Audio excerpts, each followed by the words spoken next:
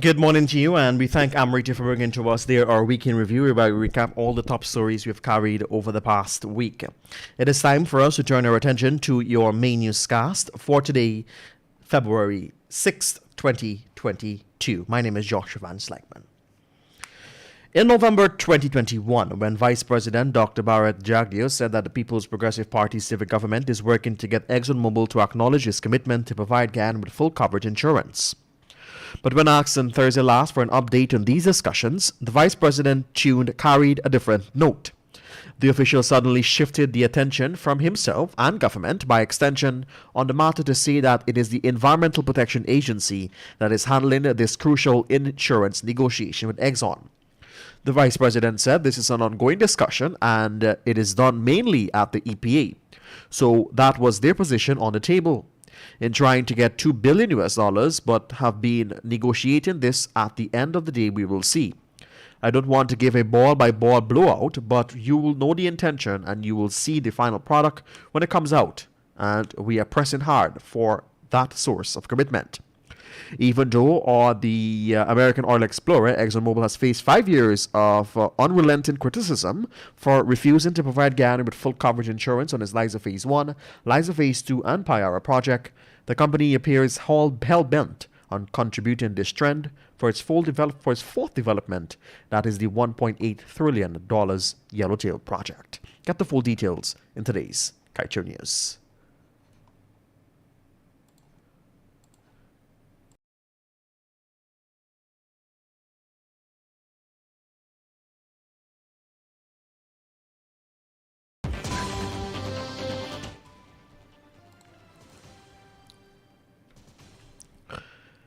As the Guyana Police Force remains silent on the ongoing probe into last year's brutal killing of Ricardo Fagundes outside of Palm Court, one of the main suspects is letting the force know that it will not be easy to apprehend him. Identified only as quote-unquote shopman, the suspect has moved to threaten the lives of some of the force's officers who had gone to arrest him on 3 occasions. Fagundes was riddled with some 20 bullets on the night of March 21st, 2021, moments after he stepped outside of Palm Court, a nightclub located on Main Street, Georgetown. A nearby civilian's camera captured the gruesome shooting and showed his killers, 2 men, exiting a heavily tinted Whitefield wagon with a PZZ number plate that was parked on the eastern side of Main Street, just in front of the business establishment. After killing him, the men re-entered the car and it sped off in a southern direction. Recently, Kaieteur Radio learned that the wanted bulletin was issued since last year for a suspect known as quote-unquote shopman, and that ranks had gone to his house at least 3 times to take him in for questioning. However, each time they visited the location, he was reportedly not there. The Business Subcommittee of the National Assembly, which has its major government's members of parliament, on Friday last voted to cut back on the time and delays allotted for the consideration of the specific allocations for spending this year in the estimates for 2022. The budget is approved through a number of stages, with the outline being the passage of an act approving the outlined expenditure, presented to the House by Senior Minister within the Office of the President with responsibility for finance, Dr. Ashley Singh. For the withdrawal from the Consolidated Fund, oftentimes referred as the coffers of the Treasury. This past week saw the subsequent stage being completed as MPs delivered their contribution to the debate and support or downright condemnation. The next stage for the budgetary approval process will commence on Monday, when the National Assembly resolves itself into a committee of supply in order to consider every single allocation in budget.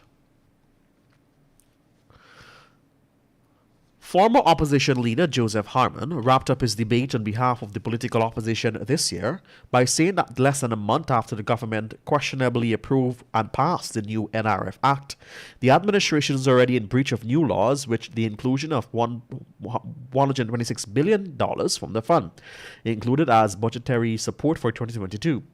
According to Harmon, when the administration did this, that should be what the administration did, despite the numerous calls for consultations, was to use its 1-seat majority to railroad the NRF Act, replacing it with its own, reducing oversight in the process, and civil society groups spoke about the poor governance structure of the bill, as he was reminded of the petition submitted seeking to halt the passage of the Act.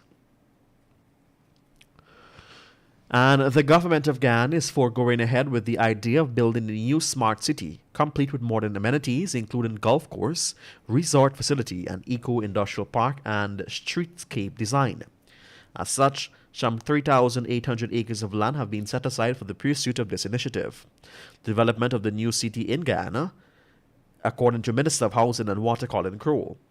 Consultations, he said, are ongoing with the utility companies to coordinate development of their infrastructure, since it can anticipate a shared utility corridor which cater for all utilities to be rooted on the ground. To this end, Minister Crowell told the National Assembly that the defined area of interest for development is located in the vicinity of the Susai-Tamari area, where approximately 3,800 of state lands have been identified as available for immediate development. The government minister gave the update during his contribution to budget debate, which concluded on Friday last at the Arthur Chung Conference Center, where he said it is envisioned that over the next 20 years, the projected population for the new city will be approximately 50,000, or about 12,500 households.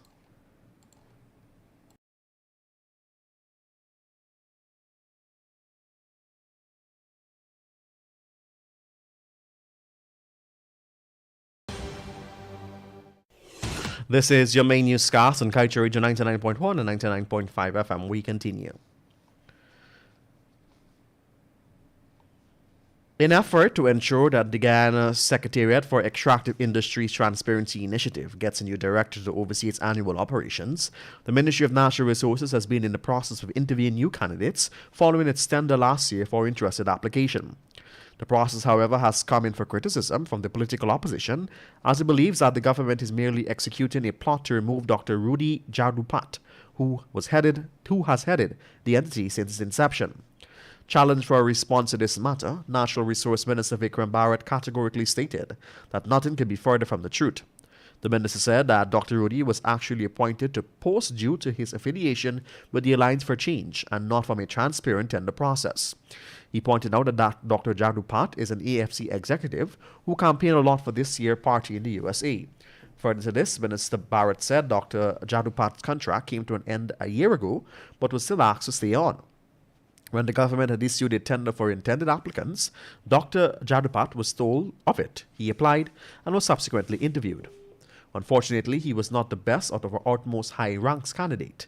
Hence, we are seeing the narrative being switched in a toxic direction. Irrespective of this, the government remains committed to selecting the best candidate through a transparent and accountable process, the minister said.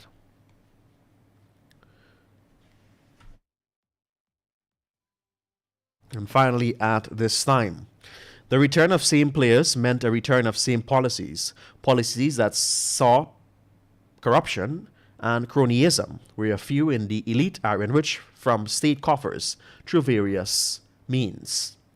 This was among the theme of presentations from the opposition side of the National Assembly as the legislative body met this past week for its debate on the expenditure that have been identified and for what monies have been allocated for, funded from the coffers using taxpayers and other government revenue, such as oil earnings.